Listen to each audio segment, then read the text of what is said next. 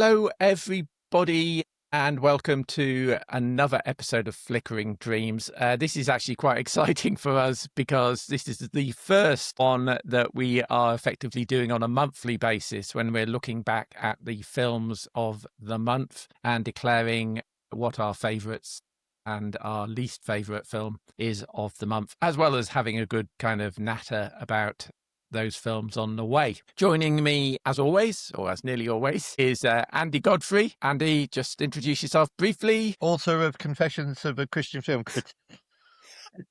Get it, plug in. It's a very good book. Buy it. One of the showrunners of the Mark Kermode Appreciation Society on Facebook. Great. And Emma, you're Emma at the movies, as I can see. I am indeed. Yep. And Scott Forbes, you're from the Forbes Film and TV Review on Facebook. Check. That's correct. Right, welcome everybody. I must apologise about my voice this morning. I have a Lemsip on the go because I've got some lurgy. So if you see some sharp edits in the in the video, you'll know that I've had a hacking cough and had to edit it out. So at least apologies it's not for that. Strepsils, and anyone who's watched the Kermode Mayo podcast will understand that. Oh, yeah. Yes, indeed. So what we're going to do here is we are going to run through the films. I think this podcast will probably be in two parts with a break in the middle. So we're going to run through the films in groups of 4. So we're going to kick off the month. And I think this will probably be fairly common because we want to try and get the podcast out right at the start of the month or the end of the previous month. There will be some films from the current month which overflow into the following month if you take my drift. So what I thought we'd do with this one is effectively do that, because there were a bunch of good films that came out on Christmas Day or Boxing Day, which we either only ever got to see in the new year or we saw but we couldn't really talk about. So I'm going to start with kind of what's the opposite of an epilogue? A prologue, that's it, of the films that came out in that Christmas week.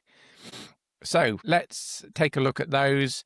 And I've called these Twixtmas films, which is a terrible word. Do you hate that word? I mean, it's the first time I've experienced it, and yes. Do you? Well, Twixtmas was a quite commonly used thing, and every time anybody says, "Oh yeah, we're in Twixtmas week," dreadful. You've probably got a religious term for the week after Christmas, haven't you, Andy? Not really. I mean, the wise men coming in January is Epiphany. Even though they didn't come. Well, no. Well, they came when Jesus was about 2 years old. So every nativity play has just got it totally wrong. Exactly. You are a wise man yourself, Andy, because you know that. It just made my day. So let's take a look at these 4 films that came out, starting with The Housemaid, which directed by Paul Feig, who has delivered some good kind of action thrillers and some truly terrible films. What was that remake with Amanda Seyfried and what was that called? The Housemaid. It wasn't Amanda Seyfried, the one set in Corfu. A Simple Favour. A Simple Favour 2. Yeah, that was a dreadful Paul Feig film, wasn't it? From last year. I don't know whether you saw it, but don't. God, it was dreadful. Right. So let's take a little look at The Housemaid from the trailer. So why do you want this job? I just really enjoy being a housemaid. For the right families, of course. You know this is a live-in position, right? Ta-da! This is your room. What do you think? It's perfect. Okay, good. There we go. Plain girl, Sydney Sweeney. Right. Let's talk about The Housemaid. What do you think of it, Emma? I really enjoyed it. I wasn't sure what I was going into. Kind of looked like an interesting thriller from the trailers, but plenty of my bookie friends actually messaged me like, "Oh, have you seen this yet?" And I was like, no, I haven't got around to it. And they were all raving about the book, and they were like, you must go and see it. And I really enjoyed it. It was a good thriller. Really threw me off. I definitely wasn't expecting the way it went. Very reluctant to put spoilers in it. Yes, don't put any spoilers in there. But I thought it was really well done. I'm not sure about the people who were cast in the roles, but I did get along with it quite well, apart from that. Yeah.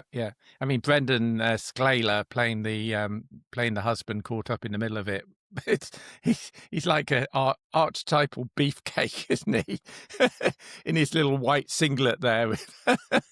I mean, it reminded me a lot of kind of the pulpy thrillers of the 1990s or perhaps late 1980s, a sort of Fatal Attraction, Basic Instinct sort of thing. But I enjoyed it as well. I mean, it's trash, isn't it? It really was a trashy movie, but it was quite well done, and it had a few moments of couple of moments of gore, which were quite set my literally my teeth on edge. But if you check the box office, it's number one. Oh, what, for the year so far? Yeah, despite all the films we've had in January, including some big, for you guys, Oscar contenders, it's been number one in the box office. And as of yesterday, it still was. So people are obviously loving it. And I think, Bob, you're right. It's a sort of throwback. It wasn't so much for me Basic Instinct or Fatal Attraction. It was more like some of those films like, I forget the full title, but The Babysitter and those kind of thrillers where somebody would employ a babysitter and the babysitter would turn out to be a psychopath or... That's a better example. Yeah. And I loved it. I thought it was I was gripped from beginning to end. Right. Yes. I'm trying to remember the Hand That Rocks the Cradle, is it? Or... That's the one I'm thinking of. Yeah. Yeah. I mean, it was a throwback to those. And I'm just checking the box office. And yes, it is currently number one still in the box office 6 weeks after release. Yeah. And it's taken in the UK total box office of 26 million. Whoa. And that's despite films like, as we know, Hamnet and others coming out. So it's done remarkably well. Yes, indeed. Okay. Well, we'll review our combined scores. In fact, at the moment, I've only got one combined score for that, and that's an 8 out of 10 from me. Because I didn't get any scores from you guys, but I imagine you probably rated it similar, didn't you? Yeah, 8 out of 10 from me as well. Yeah, 8 out of 10 from me, Bob. Oh, well, there you go. I feel like you were just ignoring my email, Bob. No, I've got all your other scores. I don't know why I didn't note that. I didn't do the Twixtmas one, sorry. Right, so let's move on from the Housemaid to Anaconda. Right. Mute Andy. Okay, let's take a little look at Anaconda from the trailer. This is going to be the adventure of a lifetime. We've dreamed of making this movie ever since we were kids. What does it cost to get this thing made? $2.5 million. We've approved a loan for up to $9,400. Yes. We're going to shoot it indie style. Run and gun. We need a riverboat, a script, a snake handler, and a real snake. Yeah, so Anaconda was, I thought it was great fun, actually. It's not a great film. I was actually caught because I actually gave this one a 6 out of 10. But it's one that I keep thinking back to and laughing about in my head. I think it was, I think it's one of those where my head tells me that I really, as a film critic, I really shouldn't rate this very highly. But actually, it's a kind of guilty pleasure. I mean, the plot here concerns a bunch of kind of wannabe filmmakers who've not gone on to do filmmaking. And they're kind of having a midlife crisis that says, let's go back and make a remake of Anaconda. So this is not a remake of the original Anaconda from whenever it was. This is them deliberately going back and paying tribute to that film by remaking it as a kind of indie B version. And the leads are, Jack Black has never been Jack Blacker. Paul Rudd plays his usual nerdy kind of self. We've got a nice performance in there by Tandy Newton. And Steve Zahn, again, is being very Steve Zahn in playing kind of a kooky, slightly crazy friend. But for me, and I know Andy will disagree with this, it's smashed the 6 laugh test. And there are bits of this film, one involving a snake and a propeller, and another one with Jack Black running across open ground with a live pig on his back and a dead squirrel spat out of his mouth, which actually, I think back to image I will not be able to get out of my head and wish I could. So I thought it was fun. Emma, go on, wax lyrical about Anaconda.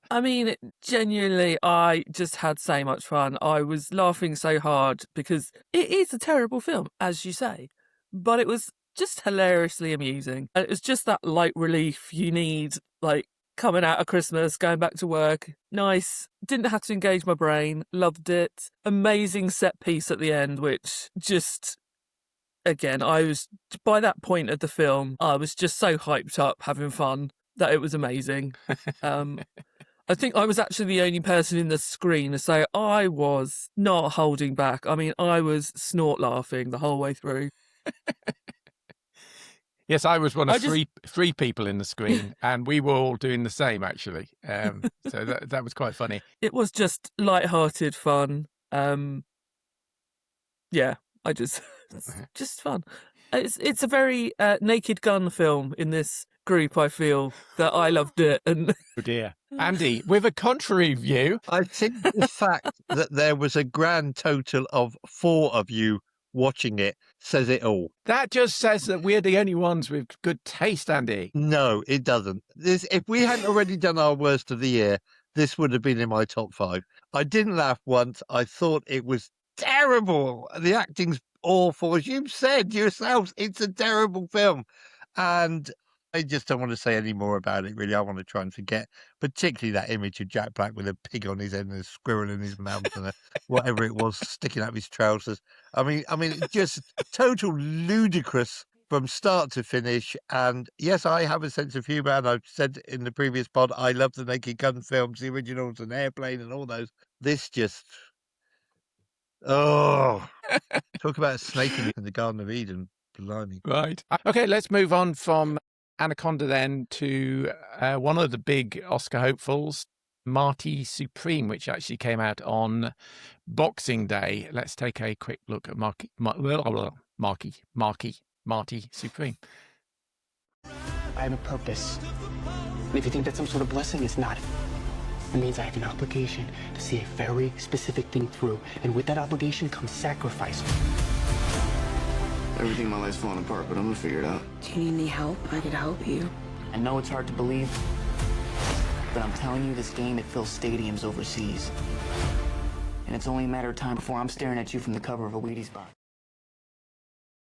Okay, that's Marty Supreme. As I said, big Oscar hopeful there. Who's going to start? Scott, do you want to start on Marty Supreme? Your thoughts? Yeah, so this is one that I went into with a little bit of nerves, mainly because director Josh Safdie, one half of the Safdie brothers, they are behind some anxious movies, let's say. Things like Uncut Gems, Good Time, and now on his own he's done this one. And beforehand I'd heard a lot of people comparing it to Uncut Gems, and I thought, I hate that film. I really don't want to see a film like it. But I am pleased to say that I think this is a more audience-friendly film than the previous Safdie brothers' works. We've got our lead character who is a table tennis prodigy, I suppose, and he wants to go to the World Championships. And in a way, it's quite an interesting film because it's more about his journey to try to get the money to get there than it is a sports drama, which I think the trailer makes it look a little bit more like. I surprisingly had a great time with this one.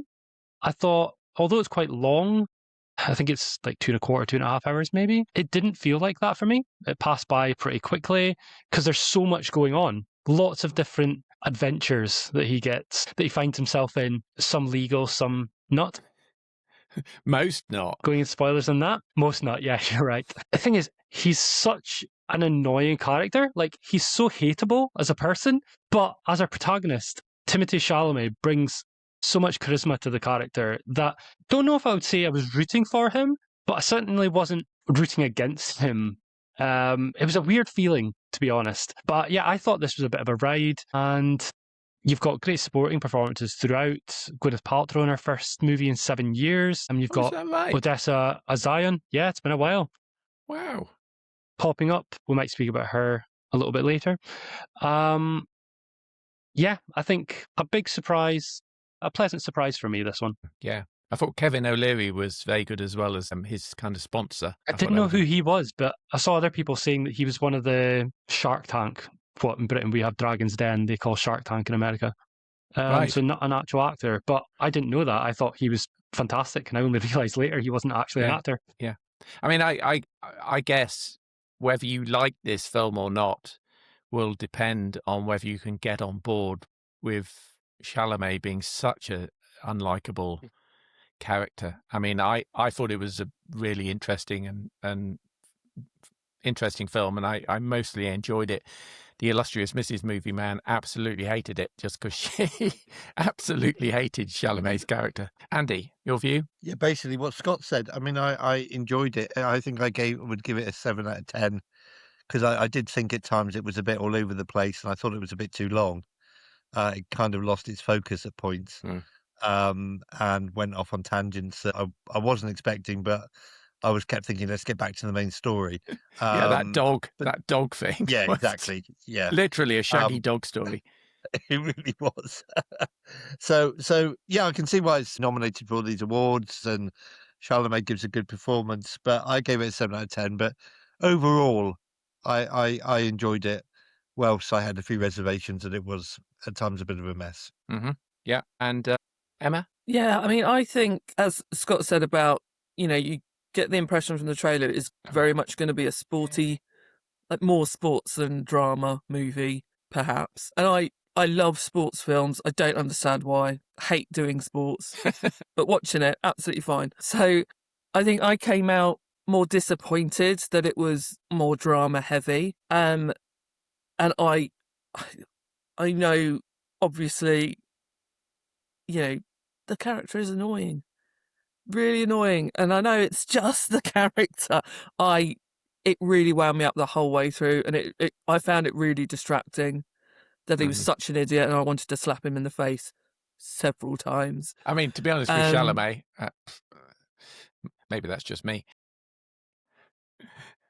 In our previous podcast, when we were talking about the supporting acting things, like Gwyneth Paltrow I thought she was very good in this, as was a lot of the supporting cast. So that, that was definitely something good to take away from that, which I was happy about. Yeah. You have a curious thing about the film with the needle drops, all the kind of out of character. I mean, it was set in 58, I think, wasn't it? And it had all kind of Tears for Fears. Is it? Is it anachronistic? Anachronistic, yes. Anachronistic music choices. Out of time.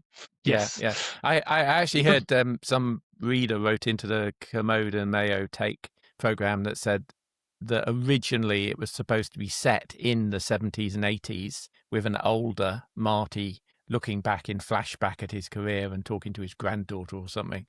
And that's why the music was kind of that way. And then Safdie, after he kind of changed the concept, left the music in because he liked characters in Moulin Rouge can sing Roxanne, I don't have a problem. Yes, you're not wrong. You're not wrong, Andy. Okay. Okay, so let's move on to the last of our first set of films. This is Sentimental Value, and this came out again on Boxing Day. Here's a clip. Why didn't you want to do the role? He wanted you to do it. I can't work with him. We can't really talk. My father is a very difficult person. So that is Elle Fanning and Renata Reinsver. This is a film directed by Joachim Trier, which Andy and I were lucky enough to see, talked to, interviewed by Mark Commode at one of his events in London last month, was it, or month before last? This is very much a family drama, and it's beautifully filmed, and it's got a great script, and it's got some great performances, as typified by the fact that all over the kind of Oscar and BAFTA acting categories, there's the likes of Renata Reinsver, Stellan Skarsgård, Ibsdotter Lilius, who plays the sister and is, I think, absolutely brilliant, one of the best performances in the film, and Elle Fanning as well there, as a kind of famous American actress who comes in to star in this film. I thought it was great. I had a slight problem with this in that I'd flown back in from New Zealand 2 days before and was horribly jet lagged. And I don't know what put it into going to go and see this as a preview screening at kind of 8:30 in an evening. Both myself and the illustrious Mrs. Mann were kind of jerking ourselves awake. And I kept thinking, I'm just going to shut my eyes for just a minute and just listen. And then realised it was all in Norwegian. And I had to actually open my eyes to see what they were saying. So I'm not quite sure how much of this film I actually saw. but I enjoyed what I saw, and I actually need to watch it again with a slightly clearer head. Who else saw Sentimental Value? Did you all see this? Nope, just Andy. Half of it. Half of it? How did you see half of it? What's your excuse? So this one, I don't like putting blame, but I went with my fiance on this one. We went to see it together. When we arrived, even though I told her it was a Norwegian film, she was surprised when the subtitles came on. That was a bad start. But we got to about halfway through. She was incredibly bored and essentially asked to leave. I didn't want to let her just leave on her own because I thought that's not very nice of me to just stay there. And to be honest, I was a little bored myself. So when she said that to me, I was like, okay, I don't really mind. If I was myself, I would have suffered through the rest of it and just hoped that it got better. But I was a little bored and I can't give it a true critique, having only seen half the movie. So I'll let Andy move on to actually speak about it properly. Fair enough. Andy? Yeah, one of the problems I had, you mentioned the subtitles, Bob. This film, when I saw it at my local cinema, was really badly projected. Half of the subtitles were dropping off the bottom of the screen. You could just see the sort of top half of them. I loved it. I'm a sucker for movies about movies. And this is a movie about making a movie. And I really enjoyed it. I thought the performances all around were terrific. I was welling up a little bit at the end. I thought the way they shot that final scene was very clever, in particular. And it was nice, without giving away any spoilers, but the end reveal was really, really lovely and really well done, because I didn't see that coming. I thought that the relationships between the father and daughter felt real to me. Nothing felt forced about this film. Probably not the best film to see when you're sleepy, because it's hardly an action movie.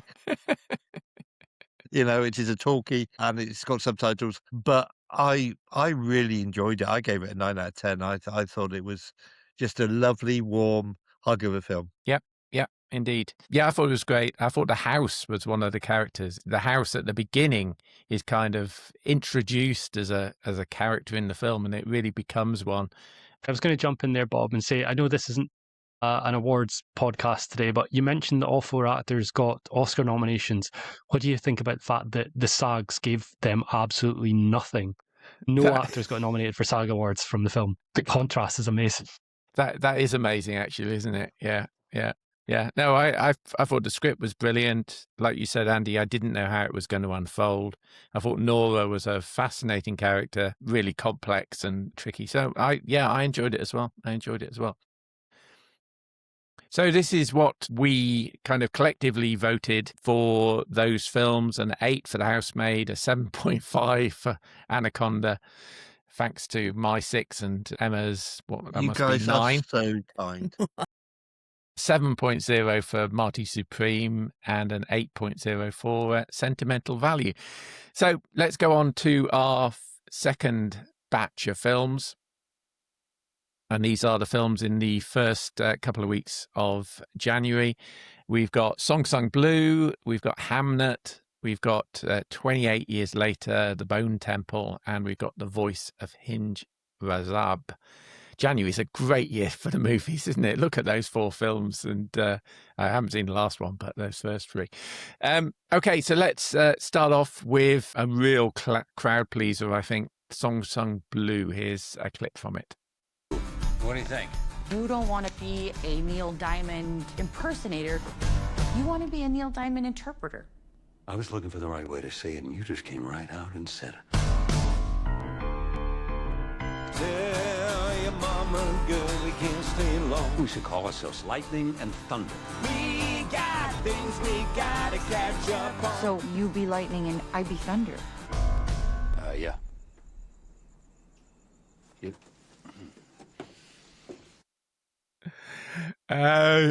I thought it was terrific. Andy, I think you thought this was terrific as well. Absolutely loved it. I mean, I'm a bit of a Neil Diamond fan, but I thought the performances were terrific. I was so pleased that Kate Hudson got a nod for her performance, because bearing in mind what happens to her character in the film, and by the way, that scene when what happens to her character happens had me on the edge of my seat.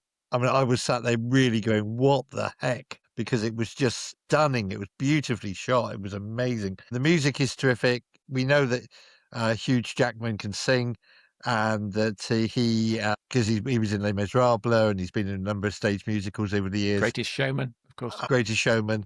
I thought that it involved me. It got me concerned for the characters. I wanted them to succeed. It made me cry, particularly right at the end there. And I just was really royally entertained. And as far as I'm concerned, it could have gone on for another hour because I'd like to see more of them in concert. It was really, really enjoyable. Yeah.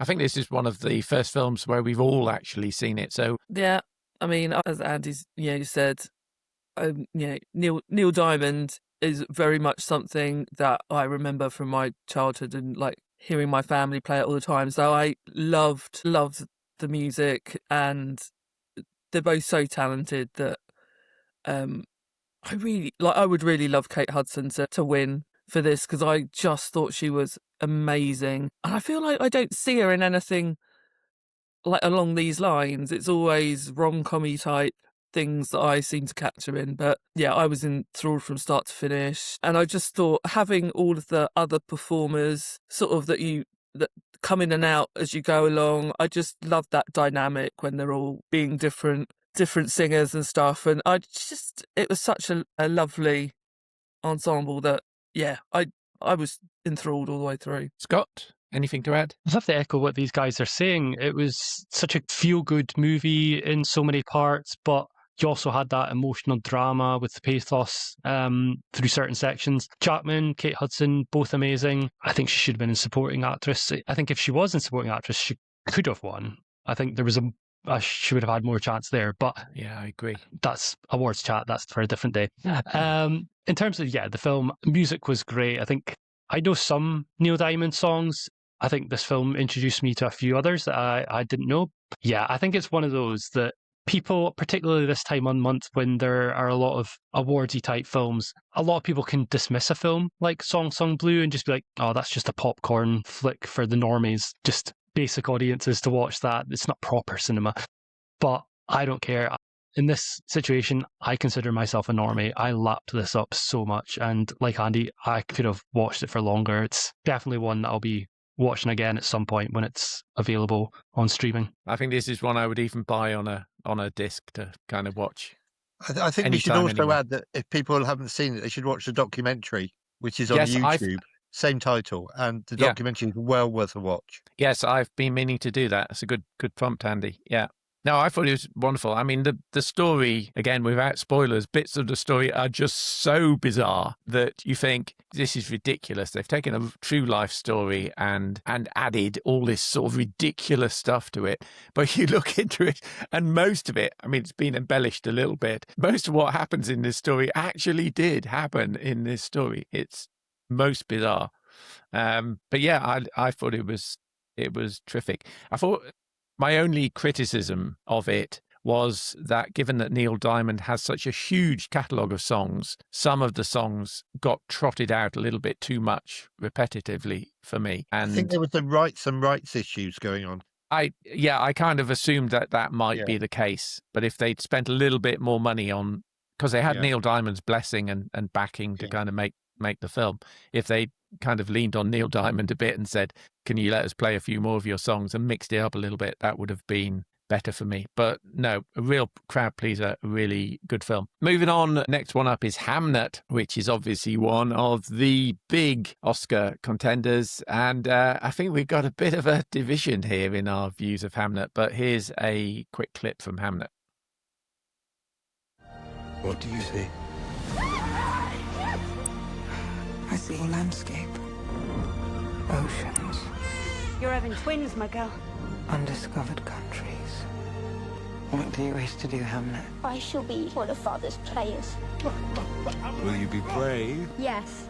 Will you be brave?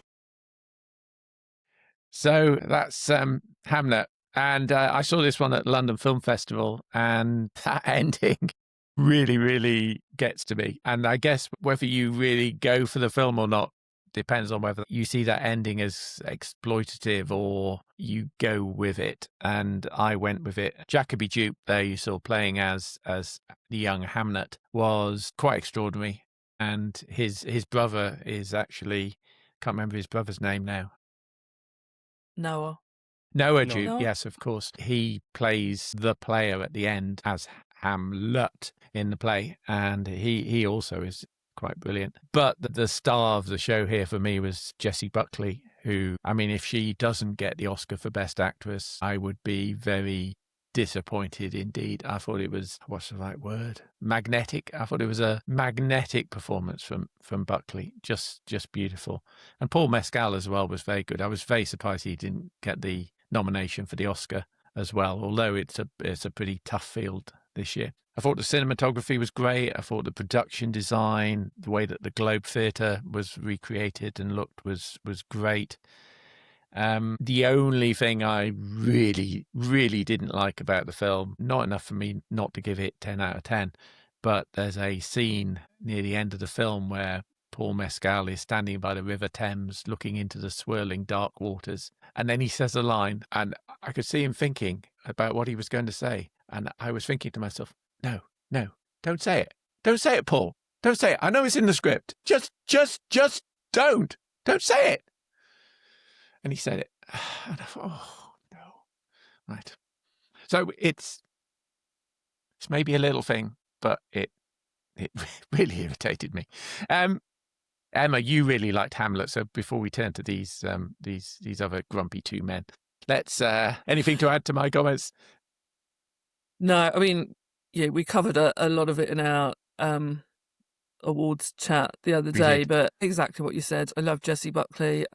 Jacoby Jupe was just amazing. And usually I'm very skeptical about child actors in most things. Yeah, I just enjoyed it so much. So glad I managed to just finally get it in, because I think with so many more things coming out, there was a chance I was just going to miss it, and I actively went and paid for it without using my SeaWorld Unlimited membership. Yeah, it's just amazing. Yeah. Okay, Andy, your thoughts. I think you gave it a 7 out of 10, so you didn't hate it. Yeah, but...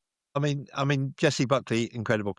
Just two things. Those who've been listening to the Como de Mayo podcast will know that the breaststroke was not introduced to England until much, much later. I think even 1960, somebody said. Yes. So, you know, what Shakespeare's doing during the breaststroke is beyond me. Also, the bird that Jessie Buckley holds, the hawk, they weren't introduced to England till much, much later. So two fundamental faults in the first scene almost of the film. Yes. You said, Bob, the production value, the cinematography, the acting, everything about it's great. I'm afraid I just got a bit bored. I just got bored. One scene movie that could have been, no, I'm sorry, I just got a little bored and a little fed up, and was sat there at one point thinking, you know, you're dragging this out too much. You're trying too hard to make me cry. Okay, and I didn't. I can see why some people would think it might be a bit exploitative in terms of. And us grumpy old men have got to stick together, Scott. So go for it. Yeah. And where were the placentas? Clearly, in the Middle Ages, they didn't have placentas, no. Right? Well, that's clearly a modern device, right, of birth that you don't have to kind of push out the messy bits, right? Scott? Yeah, so I've went with the same score as Andy. I'm quite conflicted, the reviewer on this, because from a technical side, from the filmmaking point of view, yeah, the crafts are great. So costumes, production, hair, makeup, editing, I could just run through them, essentially your awards categories. I think it's a very well crafted movie. I think I've maybe got an issue with Chloe Zhao as a director, because I did not like Nomadland, the Oscar-winning Nomadland. I did not like Eternals when she pivoted into the superhero genre. And now with this, I think of the three movies, it would be my favourite. But it still was something where I felt narratively, I don't know if I would go as far to say I was bored, but I definitely felt the pacing drag at points. I think the performance of Buckley throughout kept me engaged enough. And then at the end, yeah, of course, I was teary. Everyone with a heart would be teary. But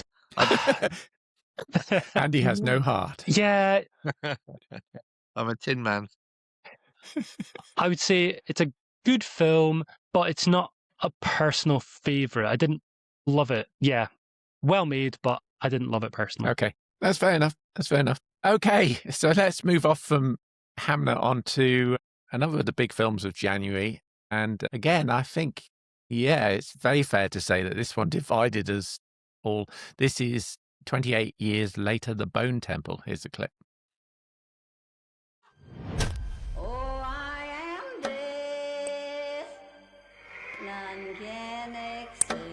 Many of the things we take for granted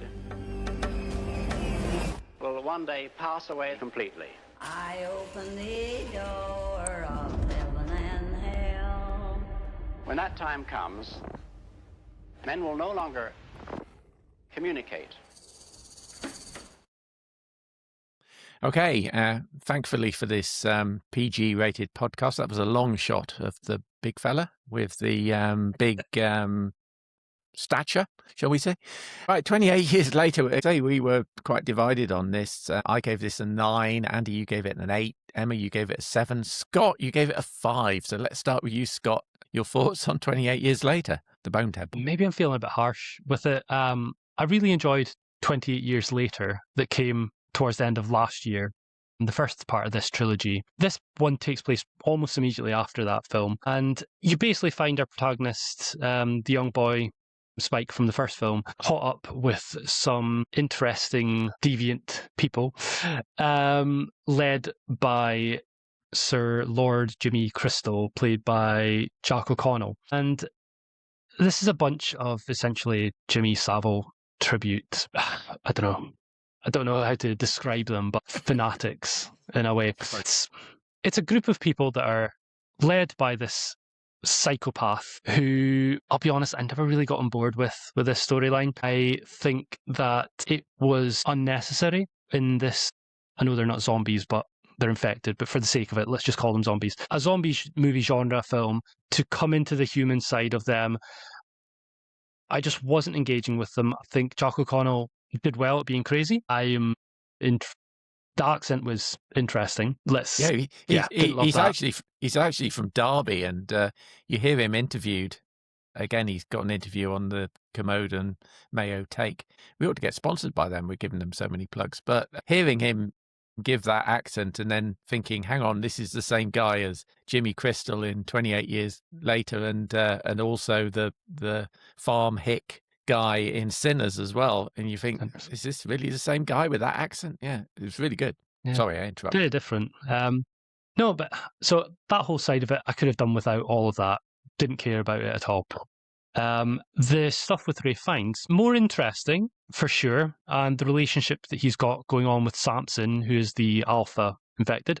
There was something interesting in that. I'm not entirely sure as well it worked for me in the sense that I don't really want the antagonists to be humanized in a film like this. I want our villains to just be villains. And I know it's that elevated horror, you can call it. I hate that phrase. But yeah, sometimes just let the bad guys be bad guys, and let's just, how best to describe it? Yeah. Let's just let a horror film be a horror film. I think the music was great. I'll give it that. There's one scene involving, let's call it a fire dance. That was incredible. Loved that scene completely. And the violence, this is the key thing I think a lot with people mention this film, is the level of violence and gore is extreme. Like, it's really extreme. And I usually love that. Blood, guts, it's my thing. And yet in this film, because I didn't really care about the characters, all that stuff didn't seem to bring that enjoyment. Makes me sound like a psycho, but I couldn't engage with this film as much as I hoped, especially not as much as I liked the last film. The only saving grace is that the last couple of minutes or so, last 5 minutes of this film, sets up something that I'm intrigued about the third one. Yes. So yeah, disappointing would probably be the word, yeah. Okay. I think the interesting thing about the gore, I mean, it really does earn its 18 certificate, but you don't necessarily see an awful lot of gore, but there's a lot that you can imagine in your head going on from the sound. I mean, I know you see stuff, but I can't go into it without spoilers, but the scene in the barn, for example, could have been an awfully lot more graphic in terms of what you saw as opposed to what you heard for some of it. So I can see you're disagreeing. Okay. Emma, anything to add? Yeah, I mean, I enjoyed it a lot more than the last one, which I was surprised about, considering I hated the ending with the Jimmies, and I just thought, you've just made this into a bit of a joke just right at the end. So I was pleased with the way this one went, because it was still a bit of a joke, but it wasn't as bad as like I had come away from the other one with. Chatting to friends who went to see it, general consensus it seems to be in that had they just not made them ridiculous with their blonde wigs and their shell suits, it probably would have been like top-notch watching for me and everyone else. I just think it took away from... I really enjoyed the Samson storyline. That piece of the film, amazing, loved it. But yeah, the whole Jimmy, no, not for me. Not for you. Okay. And finally, Andy, you gave it a Yeah, Emma 8. mentioned the barn scene. One of the problems was we hadn't been introduced to the characters long enough to really come to care about them. That's true. People were being really badly treated who I didn't actually care about because I didn't know them. I was a bit sniffy about this at first. I've reassessed it since, partly because of the fire dance sequence, which I think is terrific. And the ending, I thought, was the best bit in many respects because it sets up the next one beautifully. Yeah, overall, 7 out of 10 for me, and I was fairly entertained. I wasn't royally entertained. You actually gave it an 8 out of 10, according to me. Did I? Yeah. Yeah. There you go. All right. Well, there you go. I've reassessed it.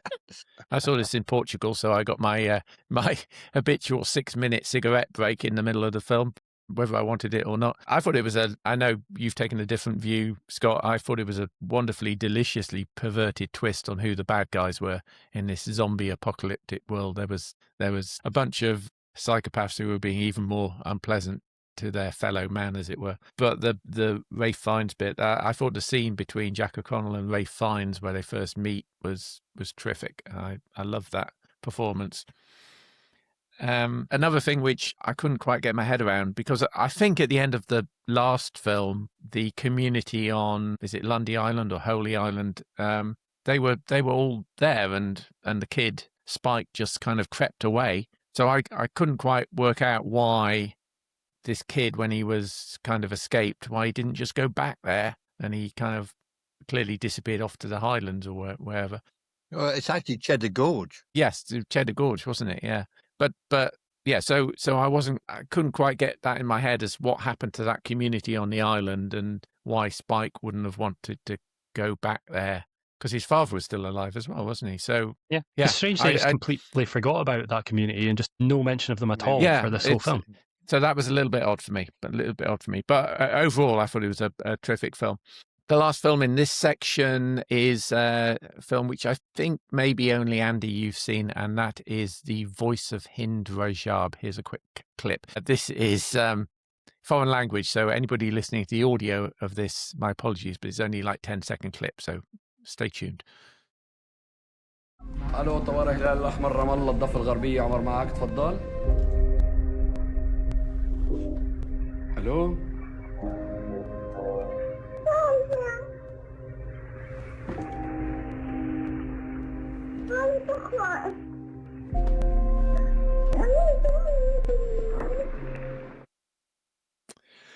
I'm not sure this is a film I actually want to watch. The problem with doing one of these video podcasts and then also releasing the audio is when you get clips like that in foreign languages. Andy is probably old enough like me to remember black and white TV and the snooker programs where the commentator once famously said, if any of you are watching in black and white, the blue is the brown ball is the one behind the blue. Yeah. So this is a bit similar. Anyway, Andy, I think I'm right in saying that you're the only one who's seen that. Yes, Emma and Scott? Yes. Yeah, okay. So another Oscar contender in the international category, Voice of Hind Rajab. Andy? This is without doubt one of the most harrowing experiences I've ever had at the cinema.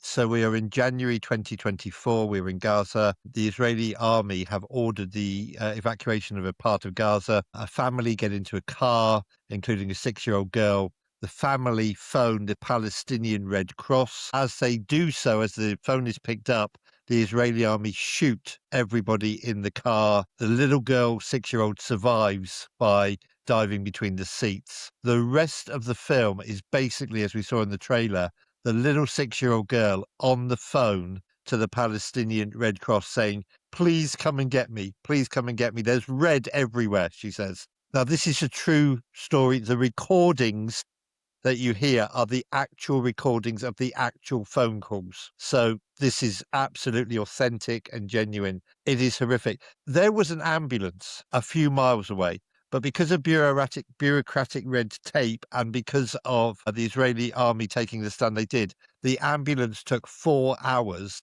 to do a 7-mile journey to get to this little girl. And all the way through the film, she's saying, please come and get me. I'm scared. Please come and get me. And the Red Cross workers in the Palestinian Red Cross are saying, think of us as your auntie and uncle. So I'm Auntie Jane, and just talk to me, you know, and what do you do at school and what do you like and so on. What's your favourite movie and so on. Genuinely, I cried from beginning to end. The BBFC certificate warns you that you will see real dead bodies, because at the end of the film, we see the car in real life. We see the footage of the car. So I think it's an important film. I really came out thinking this is an important film. Not everybody, as you say, Bob, is going to want to watch this. You need a pretty strong stomach. This is more horrific than anything in Bone Temple or anything like that, because this is real. And although you don't see any gore, you don't see any blood, you don't, until right to the very end of the film where you do see real dead bodies. It is just, I think Kermode said it was the most horrific, harrowing film he's ever seen at the cinema. I agree. I've been going to the cinema for over 50 years. I've never seen anything that really had a harrowing effect on me. And I keep using that word, but it's the only word to use. I think it's an important film. I think it's a film that brings home the reality of war, the horrors of war, and the horrors of the situation in Gaza as it unfolded. But man alive. Yeah. Yeah. And I hope for the sake of justice, it does well into the international awards, because it deserves the actors, the Palestinian Red Cross are played by actors, the voices on the phone, the actual recordings of the actual phone calls, which went on for hours. Yeah. And it should have been 10 minutes for an ambulance to get through. I mean, it's a really difficult, it's a difficult subject, a difficult political subject, isn't it? Because you could look at these films and also the documentary from last year, which actually made my top 20, No Other Land. You watch that. I don't know whether any of you have seen that, but I'd recommend seeing that as well. But you look at it and you not being very putting the Israeli forces in a particularly positive light, shall we say? And you think, well, this is tricky because you're not getting the other side of it, as it were, in the documentary. You're seeing reality, but with all of these documentaries, it's reality through the lens of the and the again, filmmaker. this is pretty one-sided. But then again, as the certificate says, you end up seeing real dead bodies. Yeah, okay. So it's an important film.